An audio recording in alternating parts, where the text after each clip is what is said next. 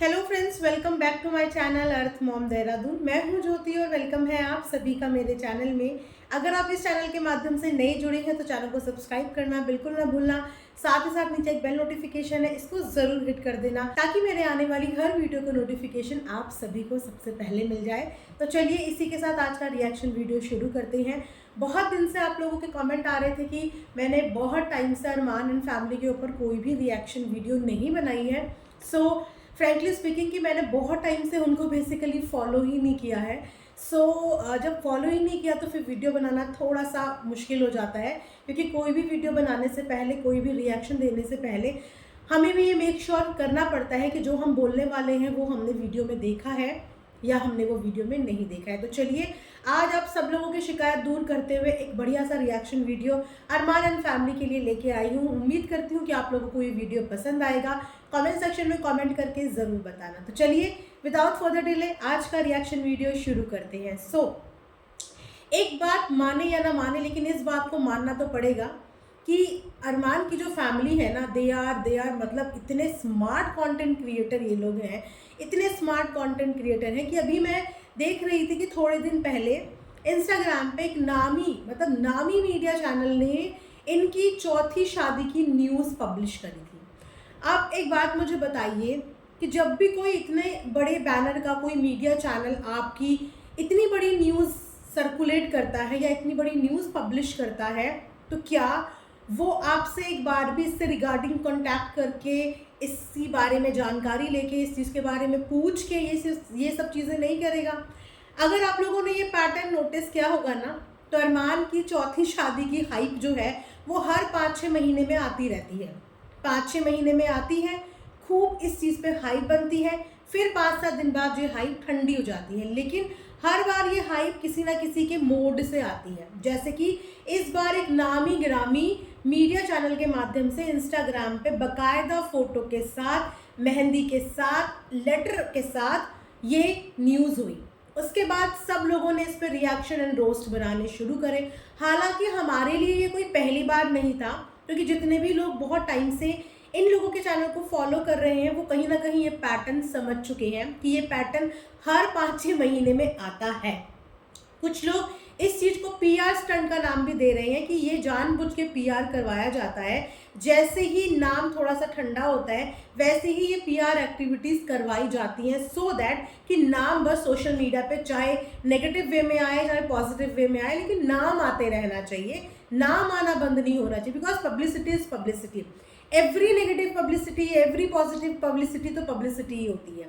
फिलहाल ये न्यूज़ आज से 5-6 महीने पहले भी आई थी, उससे पहले साल भर पहले भी आई थी, और ये मेहंदी वाला सेम पैटर्न पहले भी आया था। जो लोग बहुत पहले से इन लोगों के व्लॉग फॉलो करते होंगे, आप लोगों ने तब भी देखा होगा कि आई थिंक पिछले साल की बात होगी कि पिछले साल भी ये मेहंदी वाली बात का बवाल मचा था, क्योंकि उस वक्त भी मेहंदी पे किसी ने एस लेटर देखा था और उस वक्त भी बकायदा हाथ की फोटोज, थंबनेल्स, वीडियोस पब्लिक हो रही थी, लोग इस पे बात कर रहे थे और उसके बाद इस बात का जस्टिफिकेशन भी आया था। और जस्टिफिकेशन ये आया था कि कोई चौथी बीवी नहीं है और ये कोई करवा चौथ का फास्ट अरमान के लिए नहीं है। बिकॉज जितने भी लोग वहाँ पे उस दिन काम कर रहे थे, यानी कि जितने भी लोग अरमान के अंडर में काम करते हैं या इनकी टीम के जो मेंबर हैं, उस दिन सबने अपने हाथों पे एस एस एस लिखवाया था। सबने संदीप लिखवाया था अपने हाथों पे। उस समय की ये वाली क्लैरिफिकेशन थी, अगर आप लोगों को याद हो, क्योंकि मुझे बहुत अच्छे से याद है, क्योंकि उस समय पे मैंने वीडियो बनाई थी। तो उस समय पे ये बात हुई थी कि स्टाफ के सब लोगों ने संदीप एस एस एस नाम लिखा था, तो वहाँ पे वो लड़की अकेली नहीं थी जिसने एस लेटर लिखा।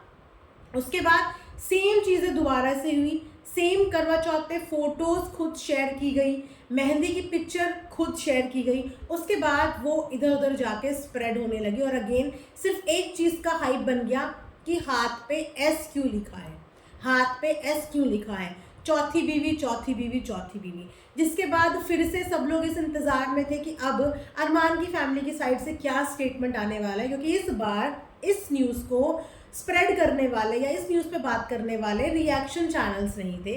पहले आज से 1-1.5 साल पहले चैनल्स के माध्यम से ये बात होती थी, लेकिन इस बार जो भी चीज़ें हुई वो किसी भी रिएक्शन रोस्ट चैनल से नहीं हुई, बाकायदा मीडिया के थ्रू ये चीज़ें हुई। तो जब मीडिया के थ्रू ये चीज़ें आई तो उसके बाद 5-6 दिन के बाद अरमान की फैमिली के डिफरेंट स्टेटमेंट्स आते हैं, डिफरेंट लोग आके बताते हैं। इनफैक्ट जिस लड़की पे चौथी शादी या चौथी बीवी का टैग लगा वो भी आके इस बारे में बताती है कि ऐसा कुछ भी नहीं है। जब उनसे ये भी बोला गया, क्योंकि ये सवाल उन्होंने ही अपनी वीडियो में पढ़े थे, ये क्वेश्चन उन्होंने ही उठा के कमेंट्स पढ़े थे कि कुछ लोग ये भी बोल रहे हैं कि तो आप उनको भाई क्यों नहीं बनाती, उनको राखी क्यों नहीं बांधती, जिस पर उन्होंने ये जवाब दिया कि मेरा ऑलरेडी भाई है जिसके साथ त्यौहार मनाने के लिए मैं हर रक्षाबंधन भी घर जाती हूँ, मैं हर भाई दूज भी घर जाती हूँ, और मुझे अपने भाई के अलावा किसी और भाई की एज सच ज़रूरत नहीं है। और भाई के अलावा भी बहुत सारे रिश्ते होते हैं, दोस्त का रिश्ता होता है, आपका कलीग होते हैं, आपके फेलो क्रिएटर होते हैं, आपका सर बॉस, और भी बहुत सारे रिश्ते होते हैं। साथ ही साथ उन्होंने ये बोला कि एस नाम का बंदा या संदीप नाम का बंदा कोई एक ही इंसान इस दुनिया में नहीं है, इस नाम के बहुत सारे लोग इस दुनिया में एग्जिस्ट करते हैं। यू नेवर नो कि मेरी जो पर्सनल लाइफ है उस लाइफ में जो इंसान है उसका नाम शायद संदीप हो या उसका नाम भी शायद एस से शुरू हो। तो यहाँ पे लड़की ने तो अपने साइड की जस्टिफिकेशन दे दी थी, लेकिन अरमान और पायल ने भी अपने व्लॉग के माध्यम से इस बारे में जस्टिफिकेशन दी, जहाँ पे पायल ने भी बोला और अरमान ने भी बोला कि भैया उसकी निजी ज़िंदगी भी है, उसकी एक अपनी पर्सनल लाइफ भी है, और उसकी पर्सनल लाइफ में चीज़ें शायद आगे बढ़ रही हैं, सगाई शादी तक भी बात पहुंच रही है, तो ऐसे किसी लड़की के लिए नहीं बोलना चाहिए। सो आई थिंक ये बात तो उन मीडिया रिपोर्टर से करनी चाहिए, या उन मीडिया रिपोर्टर तक ये न्यूज़ पहुंचानी चाहिए जिन्होंने इस चीज़ का मुद्दा बनाया, क्योंकि इससे पहले मैंने कभी नहीं देखा कि इतनी चीज़ों का मुद्दा बनाया हो। इस बार पहली बार ऐसा हुआ है कि ये मीडिया वालों ने चीज़ें कवर करी। चलिए, इसके बाद बात यहाँ पे ख़त्म नहीं होती, क्योंकि अरमान की कंट्रोवर्सी और अरमान की फैमिली के इतने सारे इश्यूज़ ये आए दिन सोशल मीडिया पे आते रहते हैं, कोई नई बात नहीं है। तो इसी बीच में एक चीज़ और पब्लिक ने नोटिस करी है, एक चीज़ और ऑडियंस ने नोटिस करी है, वो है अरमान के सबसे खास दोस्त, या ये बोलिए अरमान का दाहिना हाथ। अरमान के एब्सेंस में, कृतिका पायल के एब्सेंस में उनके घर का पूरा मैनेजमेंट संभालने वाला जो इंसान था, वो था नहीं, वो इनफैक्ट है, वो है अरमान के फ्रेंड। आप लोग जानते भी होंगे उनका नाम सूरज। उनकी भी बहुत सारी ऑडियो क्लिप्स वायरल हुई, जिसमें वो सरदार जी बीच में आए थे जब बिग बॉस का टाइम चल रहा था, तो सरदार जी के साथ में एक अब्यूजिंग वीडियो भी आई थी। तो टाइम पे उनके जो दोस्त हैं वो हमेशा हर मुश्किल घड़ी में, सुख दुख में अरमान के साथ ही नज़र आते हैं, क्योंकि अरमान और उनका जो रिश्ता है, जो दोस्ती है, वो उनके स्ट्रगल डेज के टाइम से, जिस समय पे वो कुछ थे भी नहीं, एक जो पहले जो वो जॉब करते थे वो थे, केबल वाले थे, उस समय की जर्नी से इनके दोस्त इनके साथ जुड़े हुए हैं। तो अभी क्या हुआ है कि इनके दोस्त ने भी हाल ही में अपना एक खुद का यूट्यूब चैनल शुरू कर दिया है, जिसमें वो वीडियोस भी डाल रहे हैं, रेगुलर व्लॉग्स डाल रहे हैं, रेगुलर। आई थिंक उन्हें रेगुलर व्लॉग्स डालते हुए 2-1 हफ्ते हो गए। पहले शायद इस चीज़ पे किसी का नोटिस नहीं गया, लेकिन जब उनको लगातार वीडियो व्लॉग्स डालते हुए देखा, और ये भी देखा कि अब वो अरमान के घर पे नहीं है, यानी कि वो कहीं बाहर रह रहे हैं। पहले उन्होंने दिल्ली के व्लॉग डालने शुरू करे, लेकिन दिल्ली में जिस फ्लैट में वो रह रहे थे वो फ्लैट अरमान का है, वो लोग देख के पहचान गए थे, लेकिन उसके बाद उस फ्लैट से भी वो मूव हो गए। सो कहीं ना कहीं कमेंट सेक्शन के कमेंट में पढ़ रही थी, तो ऑडियंस फिर से इस बात को लेके कंफ्यूज हो गई और डाउटफुल हो गई कि अरमान की अपने दोस्त के साथ भी कुछ अनबन हो गई है, क्योंकि अनबन का सिलसिला इनकी ज़िंदगी में देखिए चलता रहता है। हमारे सामने देखते ही देखते इनके घर से ऐसे बहुत सारे लोग गए हैं जो इनके बहुत खास हुआ करते थे, बहुत खास, और उसके बाद उन्हीं खास लोगों ने अरमान को एक्सपोज करने में कोई कसर भी नहीं छोड़ी। आज जो कहीं ना कहीं अरमान की इतनी डिफेमेशन होती है वो इसीलिए क्योंकि घर का भेद ही लंका ढाए। जो इंसान तुम्हारे साथ खाता है, उठता है, बैठता है, वो कहीं ना कहीं तुम्हारे घर के भेद भी जानता है, और जब उससे अनबन होती है तो फिर वही इंसान आपको एक्सपोज करने पे आ जाता है, जो कि अरमान के साथ भी काफ़ी समय से हो रहा है। इस पर अरमान के खास दोस्त जो अब अलग ब्लॉग बना रहे हैं, क्योंकि आज से पहले हमने कभी भी सूरज को एक अलग चैनल चलाते हुए या वीडियो ब्लॉग के लिए कभी इंटरेस्ट दिखाते हुए भी नहीं देखा। वो सिर्फ अरमान के घर को गार्जियन की तरह ही संभालते थे, लेकिन अब जब से उन्होंने ब्लॉगिंग शुरू कर दी, उन्होंने भी अपनी फियांसे के साथ ब्लॉगिंग शुरू कर दी। अब पता नहीं कि वो उनकी फियांसे है शादी हुई है शादी नहीं हुई, क्योंकि इस चीज़ को लेके भी पब्लिक बहुत कंफ्यूज है। क्योंकि थोड़े दिन पहले उन्होंने भी अपना एक करवा चौथ का वीडियो शेयर किया था, जिसमें वो जो लड़की है वो करवा चौथ का व्रत भी रख रही है, गले में मंगलसूत्र भी पहना हुआ है और माथे पे सिंदूर भी भरा हुआ है। तो ये तो आप जानते हैं कि मैरिड वुमेन की ही निशानी होती है। सो आई डोंट नो कि शादी हुई है या शादी होनी है, फियांसे है, गर्लफ्रेंड है या क्या है। अभी तक इनका जो रिश्ता है उस चीज़ के बारे में मुझे क्लियरिटी के साथ नहीं पता। तो उनके साथ उन लोगों की व्लॉगिंग चल रही है। अब जहाँ पे 5-6 दिन से ये वाला मैटर लोग कमेंट सेक्शन में डिस्कस करने लगे हैं कि हो लगता है अरमान का अब उनके फ्रेंड के साथ भी झगड़ा हो गया, अब यही बचे थे इनकी लाइफ में तो इनके साथ भी झगड़ा हो गया, तो अब तो बहुत बड़ा बवाल मच गया है। लेकिन वहीं पे जब आज मेरी नज़र पायल और कृतिका के व्लॉग पे गई तो उन्होंने आज शादी के बारे में डिस्कशन किया।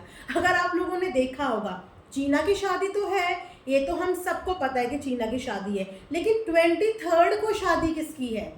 23 तारीख की शादी की ये लोग जो बात कर रहे हैं, ये किसकी शादी की बात कर रहे हैं? क्योंकि मुझे याद है और आप लोगों को भी याद होगा कि सूरज और निक्की की शादी के लिए भी ये लोग जम के तैयारियां कर रहे थे उस वक्त पे। फिर आई थिंक इनका बिग बॉस का प्रपोजल आया होगा तो वो शादी कहीं ना कहीं पोस्टपोन हो गई। और जिस हिसाब से धड़ाधड़ सूरज जी भी वहाँ पे वीडियो बना रहे हैं और वो कहीं कलकत्ता या कहीं गए भी हैं, कुछ लोगों का एजम्पशन ये भी है कि शायद वो लड़की के पेरेंट्स से बात करने गए हैं। तो ये जो 23 तारीख की शादी की हाइप है वो कहीं निक्की और सूरज की शादी की तैयारियां तो नहीं चल रही हैं? ऐसा ना हो कि एक तरफ ऑडियंस ये एज्यूम कर रही है कि अरमान और सूरज जी की लड़ाई हो गई है और दूसरी तरफ इन्हीं की शादी की शहनाइयाँ बजती हुई हमें 23 तारीख को नजर आए। सो इस चीज़ को हमेशा दिमाग में रखना कि ये कंटेंट क्रिएटर हैं, बहुत अच्छे से ये अपनी हर स्क्रिप्ट पे काम करते हैं, उसके हिसाब से ये एग्जीक्यूट करते हैं। इनको ये बात बहुत अच्छे से पता होती है कब कहाँ कैसे कितनी हिंट देनी है कि ऑडियंस सोचे कुछ और फिर ये लोग दिखा कुछ दें, और जल्दबाजी में हम कुछ और फैसला ले लें अब बाद में ये लोग कुछ और दिखा दें और फिर उसके बाद ऑडियंस को बोलें आप लोग ऐसा बोलते हो, इतना समझ लेते हो, इतना सोच लेते हो। तो ये सब चीज़ें इनकी लाइफ में चलती रहती हैं, इसीलिए इनकी कोई भी कहानी जब तक पूरे तरीके से टेलीकास्ट ना हो जाए ना तब तक उस पर बोलना एक बेवकूफ़ी होती है, चाहे फिर वो कृतिका से रिलेटेड हो, पायल से रिलेटेड, क्योंकि अक्सर इनके झगड़ों के लिए भी ऑडियंस बिल्कुल परेशान हो जाती है। कृतिका के साथ ये हो गया, पायल के साथ ये हो गया, फिर देखते हैं थोड़े दिनों बाद में दोनों एक दूसरे के लिए स्टैंड लेते हुए नजर आते हैं। सो अभी इस बारे में कुछ नहीं कहा जा सकता कि सच में क्या अरमान और सूरज के बीच में कुछ लड़ाई झगड़ा हुआ है, क्या सूरज ने अरमान का घर चंडीगढ़ छोड़ के अलग रहने का फैसला ले लिया है, या फिर कृतिका और पायल जो ये शादी की शॉपिंग कर रही हैं ये उन दोनों की ही शादी की शॉपिंग कर रही है। सो बहुत सारा गोलमाल और लोचा है, लेकिन ये चीज़ क्लियर तब होगी जब हमारे सामने प्रॉपर व्लॉग आएगा या फिर 23 तारीख आ जाएगी तो उस दिन पता चल जाएगा कि ये शादी हो किसकी रही है। लेकिन अगर ये शादी सूरज और निक्की की नहीं होती है तब थोड़ी सी इस बात की गुंजाइश हो सकती है कि सूरज ने अरमान के साथ अपने रास्ते अलग कर लिए हैं, या वो भी अपनी घर गृहस्थी को लेके अब अरमान से सेपरेट होके एक नई जिंदगी की शुरुआत कर रही हैं। सो मैंने सोचा कि चलिए एक छोटा सा अपडेट आप लोगों के साथ शेयर कर लेते हैं। बाकी कोई भी अपडेट इससे रिगार्डिंग आएगा तो मैं आप लोगों को वीडियो में ज़रूर बताऊंगी। तब तक आप लोगों को चैनल को सब्सक्राइब करना है, वीडियो को लाइक करना है। मिलेंगे नेक्स्ट वीडियो में, तब तक अपना ध्यान रखिए। Thanks for watching earth mom Dehradun.